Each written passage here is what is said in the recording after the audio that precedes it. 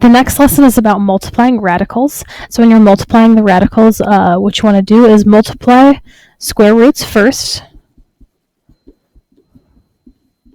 and then simplify. And by simplify, whoops, I can't spell and talk at the same time. Okay, so what I mean by simplify is to break down to couples and pairs. So when I multiply my square roots together, I'm going to take them and I'm going to multiply whatever's outside and whatever's inside. So inside the square root, this is going to become the square root of 9.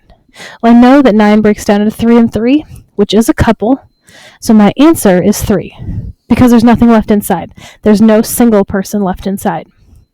Okay, same thing here. Multiply my square roots together, and I get the square root of 6. Well, 6 only breaks down to 3 and 2, which doesn't give me any couples, so this is my final answer, just the square root of 6. Okay, so now I'm using distributive property while I do this. So I can multiply square roots together, but if it's just a number, then I'm going to set them next to each other. So this is really going to become 4 square root 2, because they're not like terms. One's a square root and one's not a square root, so I'm going to leave them like that. Then I'm going to multiply what's inside the square root. That's going to give me the square root of 12. Okay, so now I'm going to look to see what can break down. I don't want to break 2 down because it's just 2 and 1, but this 12 can break down into 4 and 3 and 2 and 2. So I have a couple of 3s, or a couple of 2s and a single 3. So this 2 goes outside, 3 stays inside, couple, single. And then these aren't like terms, so I just set them there. The square roots are not alike, so I can't do anything with them, so this is my final answer. If the square roots were alike, I would put them together. Same thing here. Distribute, distribute.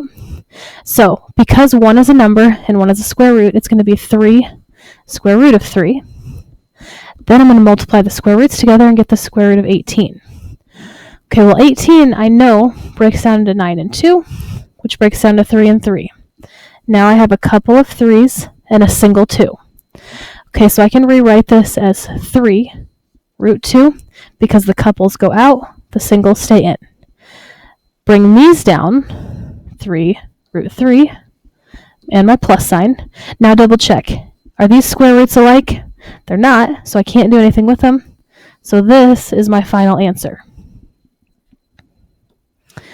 Okay, so then what makes these a little bit more challenging is that we have to FOIL these or do double distributive property, however you want to think about it. I'm going to do the FOIL method with this because I think it's a little bit easier to remember, or at least to see. Okay, so first is in FOIL is first. So my first 2 together become the square root of 9. And we know that the square root of 9 is 3. Then I'm going to go with my outer. My outer is going to be negative 1 times the square root of 3. I don't know why I put 2 square roots there. Just one of them. Which is just negative root 3. Now I'm going to move to the inner. So inside of this is going to be negative 2 times the square root of 3, which is just negative 2 root 3. And then my last is going to be negative 2 times negative 1, which is positive 2. Okay, so now I can put all of my like terms together. So first, I know that these square roots are alike. So I have negative 1 of them, and I have negative 2 of them. So I have negative 3 root 3s. Okay, then I also know that I have a 2 and a 3, and they're both positive, so they're going to become a 5. So my final answer is 5 minus 3 root 3. Okay, and now on to our last one. I would probably rewrite this one so you don't think that you can just take the squared to both of them. What it means to square it is to actually have it written side by side twice. So I would write it like this so that you don't get confused. Go the same FOIL method that we did to begin with. So my first is putting these 2 together, and that's the square root of 4. Well, we know the square root of 4 is 2. Now I go on to my outer.